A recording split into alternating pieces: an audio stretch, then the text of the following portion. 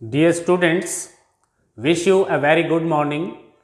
Today we are going to discuss the next topic of punctuation marks for class 9th and class 10th. Next, usage of mark of interrogation or usage of question mark. आपने statement और command वाले sentences के end में full stop लगाया था। आइए अब हम सीखते हैं कि हम इस क्वेश्चन मार्क का और मार्क ऑफ इंटेरोगेशन का यूज कहां करेंगे। If there is a question and as you know there are two types of questions.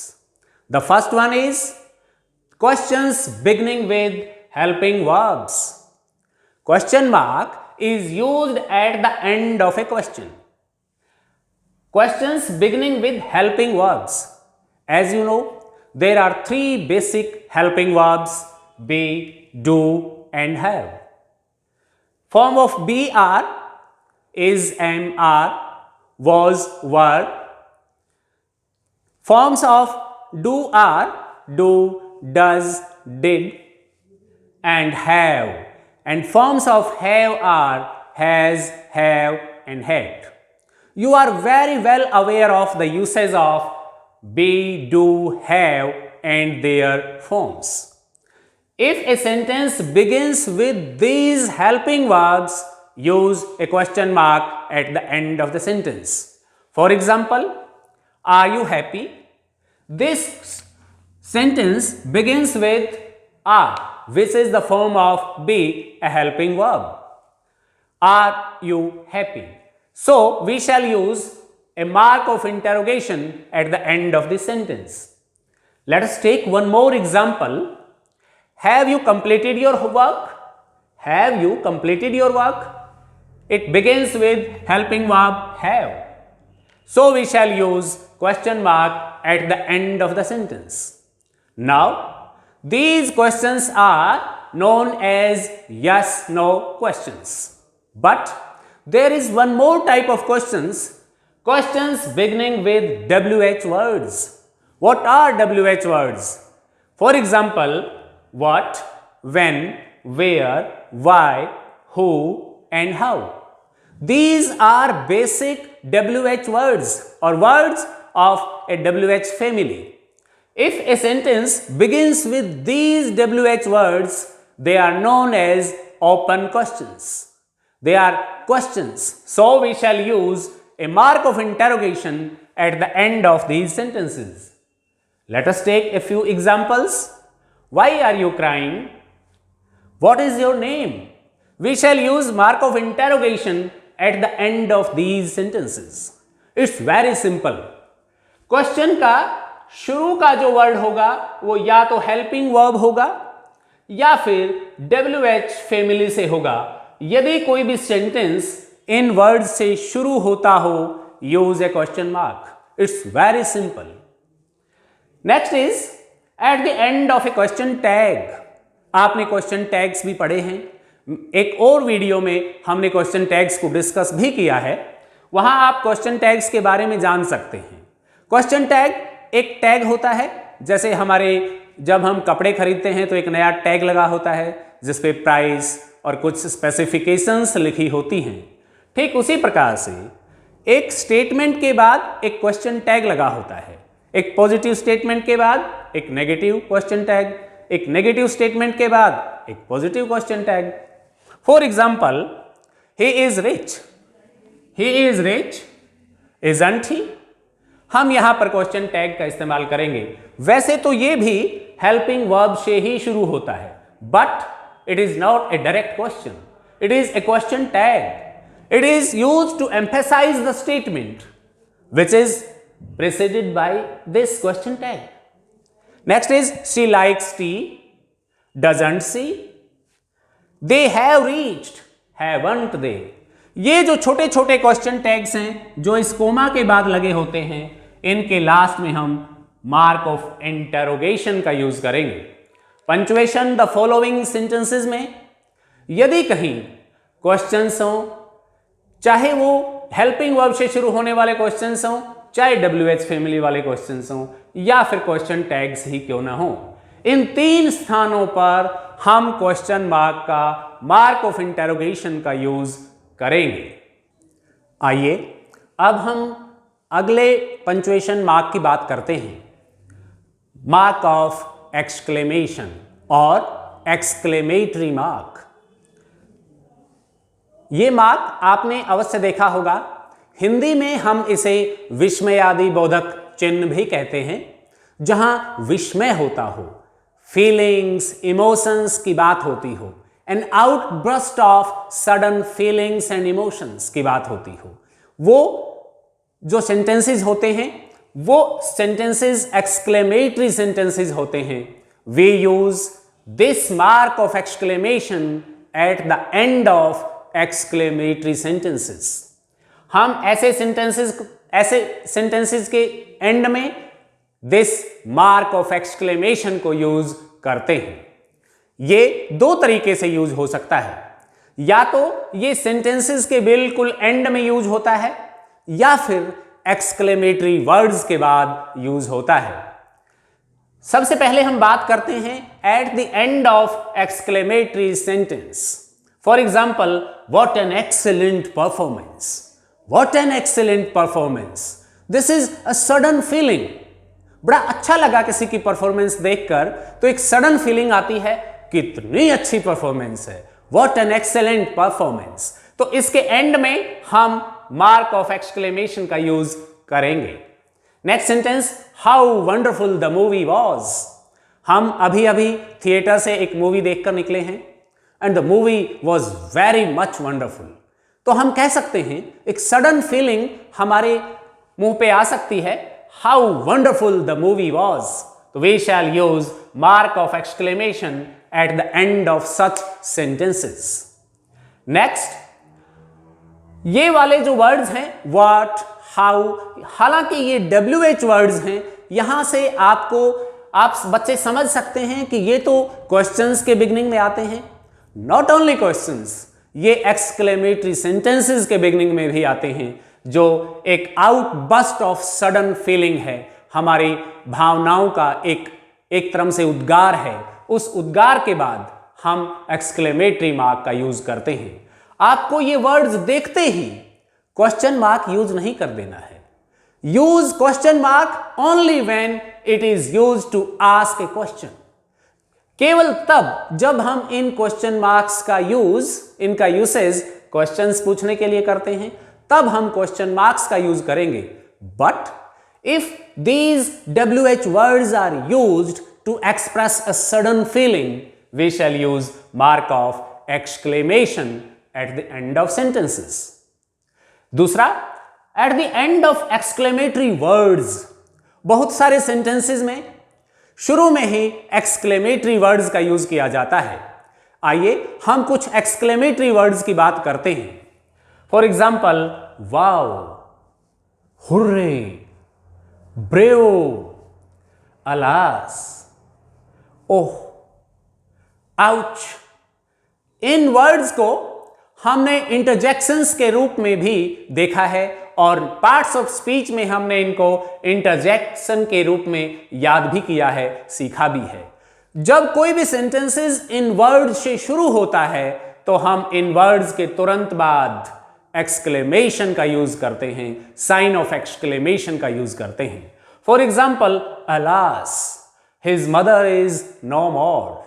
लेकिन इस सेंटेंस के एंड में हम फुल स्टॉप का ही यूज करेंगे, लेकिन इस इंटरजेक्शन के बाद और इस एक्सक्लेमेटरी वर्ड के बाद हम मार्क ऑफ एक्सक्लेमेशन का यहां यूज करेंगे। पंक्चुएशंस में यहां पर ये वर्ड्स आपको दे दिए जाते हैं, ये साइन आपको नहीं दिया जाता।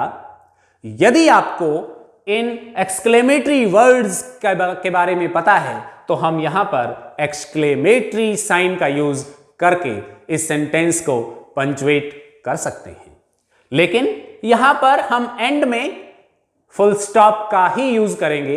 एक बात और आपको यहां ध्यान रखनी है, जब हम एक्सक्लेमेटरी साइन का यूज यहां कर लेते हैं तो इस नेक्स्ट वर्ड का फर्स्ट लेटर हम कैपिटल ही यूज करेंगे, यहां हम स्मॉल यूज नहीं करेंगे। हो सकता है जो सेंटेंस आपसे पंचुएट करवाया जा रहा हो उसमें ये एच स्मॉल दिया हो, तो जैसे ही आप यहां पर एक्सक्लेमेटरी साइन लगा देंगे, आप इस सेंटेंस के फर्स्ट वर्ड के फर्स्ट लेटर को भी कैपिटल कर देंगे। लास्ट में हम फुल स्टॉप का यूज करेंगे। Hurray we have won the match. इस प्रकार से खुशी के अवसर पर हुर्रे शब्द से, इस एक्सक्लेमेटरी वर्ड से हम अपनी खुशी प्रकट करते हैं या प्लेयर्स मैच जीतने की खुशी मनाते हैं। Hurray, mark of exclamation, we have won the match. Again, W will be capital in this sentence and use full stop at the end of the sentence. Exclamatory sign का केवल यही usage है कि हम उस सेंटेंस के पश्चात या एक्सक्लेमेटरी वर्ड्स के बाद इश का यूज करेंगे। आइए अब हम नेक्स्ट पंचुएशन मार्क्स के बारे में बात करते हैं। इनवर्टेड कोमास, यहां पर उल्टे अर्थात इनवर्टेड कोमास दिए हुए हैं, जिन्हें हम कोटेशन मार्क्स भी कहते हैं। कोट मार्क्स के नाम से भी इन्हें जाना जाता है। जैसा कि इसके नाम से ही स्पष्ट है, कोटेशन मार्क्स मीन्स हम किसी स्पीकर के ओरिजिनल वर्ड्स को, एक्चुअल वर्ड्स को, कोटेशंस को और कोट्स को इसमें क्लोज करते हैं। For example, if you fail never give up, because fail means first attempt in learning. These are the actual words of Dr. APJ Abdul Kalam. So we have to close this quotation in inverted commas like this. By APJ Abdul Kalam. चाहे किसी भी महापुरुष के द्वारा कहे गए शब्द हो, उसका कथन हो, उन एक्चुअल वर्ड्स को हम कोटेशन मार्क्स में ही क्लोज करते हैं। कई बार बच्चे इन कोटेशन मार्क्स को गलत लगाते हैं। आप हमेशा जो बिगिनिंग कोटेशन मार्क्स हैं उनको नीचे की तरफ मोड़िए और जो एंडिंग है, क्लोजिंग है, उनको ऊपर से। इसे आप 66, 99 शेप भी कह सकते हैं, जिससे आपको ये याद रहेगा। अर्थात हम इन कोटेशन मार्क्स को इस तरीके से लगाएंगे, बीच में ये कोटेशन लिखेंगे और कोई भी तरीका सही नहीं रहेगा। Let us take one more quotation by Swami Vivekananda. Arise, awake, and stop not till the goal is reached. This is a well-known quotation by Swami Vivekananda. So we shall close this quotation into inverted commas or quotation marks. कई बार punctuation के question में इस तरीके की quotation दी होती है जिसमें हमें कोटेशन मार्क्स लगाने होते हैं। Second, direct speech. In case of narrations और reported speech, in case of direct speech we use inverted commas. For example, the teacher said the sun rises in the east. These are the actual words of the teacher. Although this is not a famous, it might not be a famous quotation, but whatever the speaker says or said or will say will be closed in inverted commas. The teacher said, comma, and then we shall use the sun rises in the east. In this way, इस प्रकार का एक question आपके exam में अवश्य पूछा जाता है। यहां आपको यह भी ध्यान रखना है, इन्वर्टेड कोमास शुरू होने के पश्चात फर्स्ट वर्ड का फर्स्ट लेटर भी आपको कैपिटल लिखना है। Pay attention to it. इसको आप स्मॉल नहीं लिख सकते, चाहे ये कोई भी सेंटेंस क्यों ना हो। इस प्रकार से ये रिपोर्टिंग वर्ब का पार्ट और ये रिपोर्टेड स्पीच में डायरेक्ट स्पीच का पार्ट है। इसे आप इन्वर्टेड कोमास में क्लोज करेंगे। कई बार ये डायरेक्ट स्पीच सेंटेंस में पहले भी दी होती है और ये रिपोर्टिंग वर्ब का पार्ट एट द एंड दिया होता है। Don't be confused. ये सेंटेंस इस प्रकार से भी हो सकता है, the sun rises in the east said the teacher. तो फिर हमें उस डायरेक्ट स्पीच के पार्ट को पहचान कर उसे ही इन्वर्टेड कॉमास में क्लोज करना है। Next is titles of magazines, newspapers, poems, lessons, stories, books and so on. इनके टाइटल्स को जब हम विद इन ए सेंटेंस लिखते हैं तब हम इन टाइटल्स को सिंगल इन्वर्टेड कॉमास में क्लोज करते हैं। डबल में करने की बजाय हम उस समय पर इनको सिंगल इन्वर्टेड कॉमास में क्लोज करते हैं और यहां पर उसका टाइटल हम लिख देते हैं। For example, wings of fire is written by doctor APJ Abdul Kalam. Autobiography of Dr. APJ Abdul Kalam, Wings of Fire. This is the name of a book. So it is closed in single inverted commas when it is written within a sentence. जब sentence में हम इसे लिखेंगे तो हम इसे inverted commas में close अवश्य करेंगे, लेकिन इन टाइटल्स को हम सिंगल इन्वर्टेड कॉमास में ही क्लोज करेंगे। इसके अलावा कुछ सेंटेंसेस ऐसे भी हो सकते हैं जिस सेंटेंस में कोई कोटेशन है लेकिन विद इन ए सेंटेंस कोई टाइटल आता है या एक और कोटेशन है, तो जो सेंटेंस के अंदर वाली जो कोटेशन होगी उसको सिंगल इन्वर्टेड कॉमास में और पूरी कोटेशन को डबल इन्वर्टेड कॉमास में क्लोज कर देंगे। अर्थात a sentence with in a sentence is always closed in single inverted commas within the double inverted commas। इस प्रकार से हम उन सिंगल इन्वर्टेड कॉमास के बाद डबल इन्वर्टेड कॉमास लगाते हैं। जैसे कि आप मैथमेटिक्स में small brackets, then medium brackets and then large brackets का यूज करते हैं। स्मॉल लगाने से पहले स्मॉल को क्लोज करेंगे, फिर आप मीडियम को क्लोज करते हैं, फिर आप लार्ज ब्रैकेट्स को क्लोज करते हैं। ठीक उसी प्रकार से इंग्लिश में भी पहले हम सिंगल इन्वर्टेड कॉमास में लिखा जाने वाला सेंटेंस क्लोज करेंगे और फिर जो डबल पूरा सेंटेंस है, लॉन्गर सेंटेंस है, उसे हम डबल इन्वर्टेड कॉमास में क्लोज कर देंगे। इसलिए a sentence with in a longer sentence is written in single inverted commas।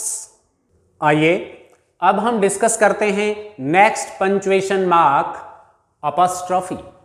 Apostrophe apostrophe एक कोमा जैसे आकार का ही एक साइन होता है, लेकिन अपॉस्ट्रोफी वर्ड के टॉप पर और एंड में लगता है। कोमा नीचे लगता है, अपॉस्ट्रोफी साइन ऊपर लगता है। इसका मतलब क्या होता है? Apostrophe is used for possession और for possession forms of nouns. Nouns को अगर हमें possession फॉर्म में दिखाना हो तो हम अपॉस्ट्रोफी पंक्चुएशन मार्क का यूज करते हैं। फॉर एग्जाम्पल, हमारे पास नाउन तीन तरह के हो सकते हैं। हमारे पास सिंगुलर नाउन्स हो सकते हैं, plural nouns not ending in S हो सकते हैं बाय चेंजिंग वॉवल। बहुत सारे नाउन्स जैसे man, main, child, children, women, women, इस प्रकार के नाउन्स हैं जो वॉवल के चेंज करने से प्लूरल बनते हैं, जिनके एंड में हम एस नहीं लगाते। और तीसरे प्रकार के नाउन्स वो हो सकते हैं जो एस से एंड होते हैं। For example, books, tables, boys, girls. तो अगर हमें इन नाउन्स को पॉजेसिव फॉर्म को यूज करना हो तो इनकी पॉजेसिव फॉर्म को हम कैसे यूज करेंगे? If the noun is singular, use apostrophe S. पहले अपॉस्ट्रोफी लगाएंगे, फिर एस लगाएंगे। If the noun is plural but not ending in S, use the same rule, apostrophe S. But if the noun ends in s, then use s and then apostrophe। यहां पर आपको special ध्यान रखना है कि वो plural nouns जिनके last में s आता है, हम s लगाने के बाद अपॉस्ट्रोफी का यूज करेंगे। आइए कुछ एग्जाम्पल से हम इस कॉन्सेप्ट को समझें। ये हमारे पास कुछ सिंगुलर नाउन्स हैं द गर्ल्स ड्रेस, ये जो ड्रेस है ये उस लड़की की ड्रेस है। किसका पोजेशन है इस पर? उस लड़की का। मीन्स द गर्ल्स ड्रेस, तो सिंगुलर नाउन गर्ल था, हमने अपस्ट्रफी और एस का यूज किया। मोहन्स बैग, ये किसका बैग है? Mohan's bag. Mohan is a singular noun, Mohan's bag. Reena's doll, ये डॉल किसकी है? Reena's doll. These are singular nouns, so use apostrophe s.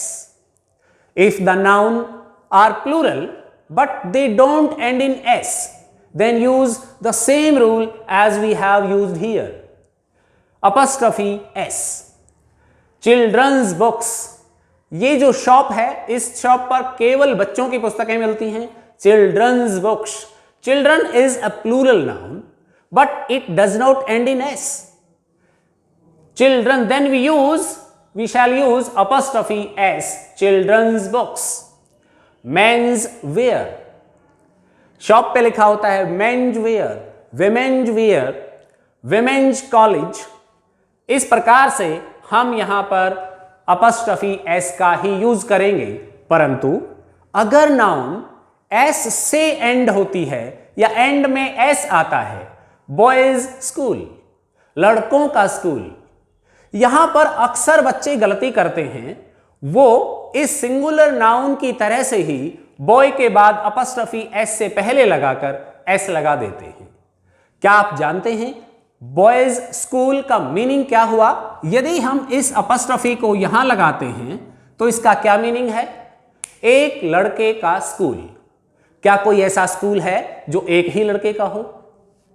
Girls toilet, क्या कोई ऐसा टॉयलेट है जो एक ही लड़की के लिए हो? नहीं ना। इसलिए ये अपस्ट्रफी हम एस से पहले नहीं लगाएंगे। ये वो प्लूरल नाउन हैं जिनके लास्ट में एस आता है, तो हम यहां पर इसको लगाएंगे एस के बाद। लेडीज शीट्स, बस में कुछ सीट्स निर्धारित होती हैं, रिजर्व्ड होती हैं for ladies. Ladies is a plural noun ending in S, so we shall use apostrophe at the end of this plural noun after s. आप जब भी अपने स्कूल जाएं, आप अपने टॉयलेट्स पे अपने स्कूल के नाम में देखें क्या ये अपस्ट्रफी सही स्थान पर लगा हुआ है। यदि नहीं तो मेक इट करेक्ट, और इससे संबंधित कभी भी कोई गलती आप ना करें। Second, this mark apostrophe is used to make short forms. Short forms बनाने के लिए इसका यूज हम करते हैं। For example have not, we write haven't. हमने नॉट को शॉर्ट करके ओ को हटाकर एन और टी के बीच अपॉस्ट्रफी का यूज किया है, हैवंट। आई विल और I shall, I'll, I apostrophe L L, I'll. Can not, can't. इस प्रकार से बहुत सारी दूसरी शॉर्ट फॉर्म्स भी अपॉस्ट्रफी का यूज करके बनाई जा सकती हैं। आइए हम अपॉस्ट्रफी के एक और यूसेज की बात करें। आपने सिंगुलर से प्लूरल तो बनाए ही होंगे, लेकिन क्या करें यदि हमें कुछ लेटर्स या कुछ फिगर्स को, मैथमेटिकल फिगर्स को, डिजिट्स को प्लूरल करना हो तो हम कैसे करेंगे? वो लेटर या फिगर लिखें, अपॉस्ट्रफी लगाएं और एस लगा दें। For example T's, tomato. Tomato में how many T's are there? There are 2 T's, तो T apostrophe S. P's, for example how many P's are there in so and so word. किसी word में आपको number of P letters count करने हैं तो आप लिख सकते हैं। For example papaya, there are 2 p's in the word papaya. Next is 5. You are given a figure 3, 5, 5, 1. How many 5s are there? There are 2 5s in this number. 3s, 3, 3, 3, 333. How many 3s are there? There are 3 3s in this number. अगर हमें किसी figure या फिर किसी letter को plural form में लिखना हो तो हम अपॉस्ट्रफी एस लगाकर उसे प्लूरल बना देंगे। Thank you very much.